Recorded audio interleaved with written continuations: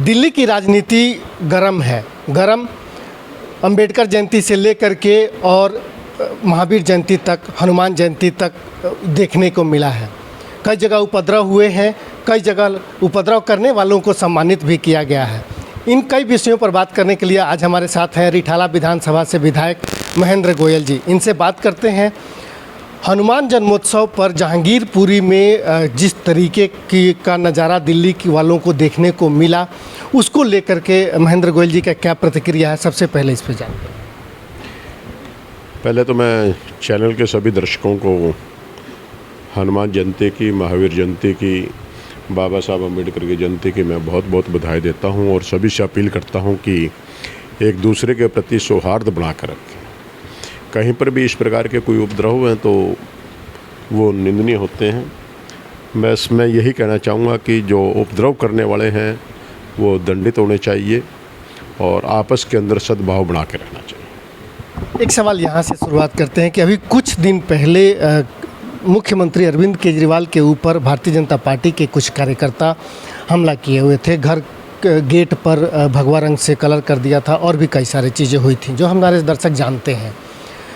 Court में 14 दिनों के न्यायिक हिरासत के बाद जब ये लोग वापस होकर के आए, भारतीय जनता पार्टी के प्रदेश अध्यक्ष ने कार्यालय में, प्रदेश कार्यालय में उनको सम्मानित किया। आपको क्या लगता है, क्या प्रतिक्रिया होगी आपकी कि अगर कोर्ट जो है उस पर संज्ञान लेता है, उसे न्यायिक हिरासत में भेजता है और फिर वो जब बाहर आते हैं तो भारतीय जनता पार्टी उसको सम्मानित कर रही है? ये बहुत दुर्भाग्यपूर्ण है। ये कोर्ट के आदेशों की भी अवहेलना है, कोर्ट का अपमान है कि कोर्ट एक व्यक्ति को यदि दंडित कर रही है तो आप बाहर उसको इस प्रकार से सम्मानित कर रहे हैं कि देश की जैसे कोई जंग जीत के आया हो। तो ये काफ़ी दुर्भाग्यपूर्ण है। मैं यही बात कहूँगा कि इस प्रकार की गंदी राजनीति से राजनीतिक पार्टियों को बिल्कुल बाज आना चाहिए और इस प्रकार के जो कुकृत्य करने वाले व्यक्ति होते हैं, चाहे वो किसी भी पार्टी के हैं, वो कहीं पर भी इस प्रकार के सम्मान के वो हकदार नहीं होते।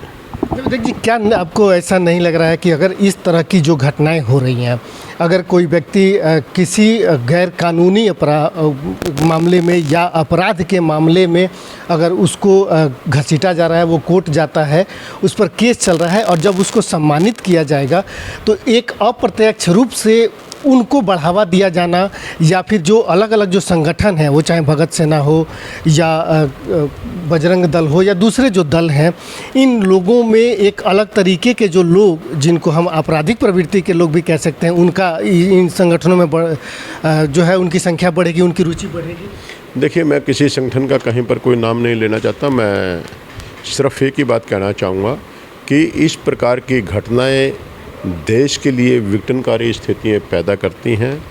इस प्रकार की घटनाओं से बाज आना चाहिए। ऐसे व्यक्तियों को सम्मान करने के बजाय उनकी वो निंदा करनी चाहिए और उनको एक बात कहनी चाहिए कि आप अपने आप के अंदर रहें, ना कि किसी के ऊपर कोई कालिख पोतने का या किसी के ऊपर भगवा पोतने का या किसी और प्रकार के रंग इस प्रकार से नहीं रहने चाहिए। अब आजकल आपके कामों को लेकर के और अच्छी और बुरी दोनों तरीके के चर्चाएं हैं। बिजली हो, पानी हो, सीवर हो, चाहे स्कूलों के हालात हों, आपको क्या लगता है कि जो चर्चाएं हैं, अच्छी चर्चाओं में आपने क्या क्या ऐसे कदम उठाए हैं और जो आलोचनाएं हैं उस पर आप क्या करें? देखिए, आलोचनाएं भी उसी व्यक्ति की होती हैं जो काम करता है। हम काम कर रहे हैं, विरोधी का काम है उसकी आलोचना करना, लेकिन पब्लिक का काम है अच्छे को अच्छा कहना, बुरे को बुरा कहना। कोई राजनीतिक व्यक्ति हमारी आलोचना करता है तो उससे हम सबक लेते हैं कि कहीं पर यदि हमसे कहीं पर कोई कमी रह गई है तो हम अपनी कमी को दूर करें।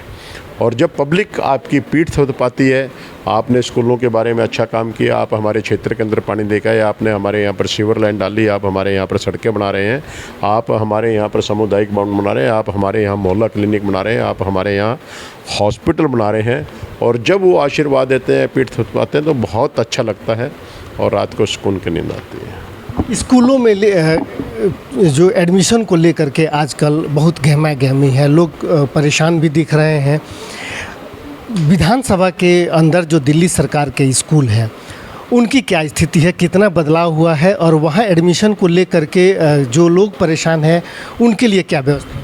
जब मैं पहली बार विधायक बना था उस समय मेरे पास में प्राइवेट स्कूलों के लिए लाइन लगी होती थी कि आप हमारा इस प्राइवेट स्कूल में दाखिला करवा दें, इसमें करवा दें, उसमें करवा दें। लेकिन आज एक तरफ से खुशी भी होती है कि आज वो प्राइवेट स्कूलों से नाम कटवा के हमारे सरकारी स्कूलों के अंदर एडमिशन लेने के लिए आपने अभी बाहर देखा होगा कितनी संख्या के अंदर लोग बैठे हैं और किस प्रकार से एडमिशन के लिए ये लंबी लंबी कतारें लग रही हैं। तो इसके लिए मैं माननीय मुख्यमंत्री अरविंद केजरीवाल जी का, शिक्षा मंत्री मनीष सिसोदिया जी का तहे दिल से शुक्रिया अदा करना चाहूँगा कि उन्होंने दिल्ली के अंदर शिक्षा व्यवस्था को सुधारा और सभी विधायकों का भी मैं साथ साथ में शुक्रिया अदा करना चाहूँगा कि अपने अपने क्षेत्र के अंदर सभी विधायकों ने अपना भरपूर योगदान दिया और अपने स्कूलों को सुधारने के अंदर उन्होंने महत्वपूर्ण भूमिका निभाई। तो आज खुशी भी होती है। अच्छा, एक सवाल ये है कि लगभग 10 महीने पहले ही हम जब आपसे बात कर रहे थे तो हमने बुध विहार और विजय विहार का जिक्र किया था। आपने कहा था कि बुध विहार और विजय विहार भी रिठाला विधानसभा के बाकी जो रोहिणी के जो इलाके हैं, जो सेक्टर के इलाके हैं, उनके एक जैसे होंगे। कितना आगे बढ़ पाए हैं वहाँ के? देखिए, मैं तो आपको न्योता दे रहा हूँ। आप बुध विहार में, विजय विहार में, बुध विहार फेज़ 2 के अंदर आप खुद चक्कर मार के आइए। 10 महीने पहले मैंने जो बात कही थी, हम कितना सक्सेस हुए हैं कितना नहीं, हमारी कमी कहीं पर रही है तो आप उसको उजागर करिए। हमारे कोई अच्छा काम किया है तो आप हमारी पीठ थपथपाइए। मैं यही कहना चाहूँगा। देखिए, हर दिन एक चैलेंज के रूप में हम स्वीकार करते हैं। सबसे पहले तो हम लोगों के प्यार का, आशीर्वाद का धन्यवाद करते हैं कि हमें उन्होंने काम का मौका दिया और हम काम कर रहे हैं। आज स्कूलों की बात करें तो मेरे विधानसभा क्षेत्र के अंदर 5 नए स्कूल चल रहे हैं जो कि तकरीबन इसी सेशन के अंदर वो बिल्डिंगें स्टार्ट हो जाएंगी। कुछ के कमरे हम स्कूल को हैंडओवर कर चुके हैं और पूरी की पूरी बिल्डिंग हम जुलाई तक उनको वो हैंडओवर कर देंगे। 5 नए स्कूल शुरू करने वाले हैं। 5 नए स्कूल की बिल्डिंगें पूरी करके स्कूल को हैंडओवर करके उनके अंदर बच्चे पढ़ने जा रहे हैं। ये देखिए, मैं अपने क्षेत्र के कार्यकर्ताओं का भी धन्यवाद करता हूं कि वो बड़े सजग रहते हैं और मुझे बार बार बताते रहते हैं, सर यहाँ पर ये नाला भरा हुआ है। जितने भी हमारे PWD के रोड होते हैं उनके ऊपर वो घूमते रहते हैं और मुझे जैसे ही वो सूचना देते हैं मैं अधिकारियों को सूचना देता हूँ। मेरे यहाँ पर मैं उम्मीद करता हूँ कि जल भराव की कोई समस्या नहीं आएगी। चलिए, बहुत बहुत धन्यवाद विधायक जी। तो ये थे विधायक महेंद्र गोयल जी जो बता रहे थे कि रिठाला विधानसभा में अभी लगभग वो सारी व्यवस्थाएं जो है उसको दुरुस्त कर दी गई हैं। विशेष बात इसमें ये है कि पिछले सत्र में जो शुरुआत हुई थी, इस बार 5 नए स्कूलों के भवनों का निर्माण के साथ ये सत्र शुरू हो चुका है। यह रिठाला विधानसभा के लिए एक बहुत बड़ी बात कही जा सकती है। एक विधानसभा में एक साथ इतने स्कूलों का शुरू होना और उसमें पढ़ाई शुरू हो जाना, ये सिर्फ एक घोषित योजना नहीं है। बुध विहार, विजय विहार का जैसे विधायक जी ने हमें आमंत्रण दिया, मैं पहले से ही हम वहाँ से घूम के आ चुके हैं।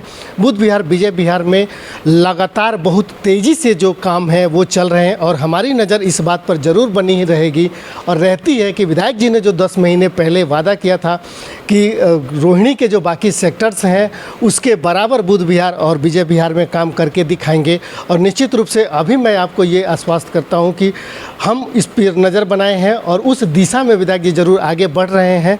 वह चाहे सड़क का मामला हो, सीवर का मामला हो या तारकोल से बनाई जाने वाली जो पायलट प्रोजेक्ट है जिस पर पोल्यूशन कम होता है, उस पर गाड़ियों का रख रखाव जो है उस पर आसान हो जाता है। तो इस तरह के कई सारे प्रोजेक्ट चल रहे हैं। फ़िलहाल विधायक जी से बात किया हमने। आपके अपने सवाल आप हमारे कमेंट बॉक्स में ज़रूर दीजिए। आपको अगर कोई सवाल है आप हमें दीजिए, हम विधायक जी के पास तक उन शिकायतों को, उन सवालों को पहुंचाएंगे और इनसे जवाब जानने की कोशिश करेंगे।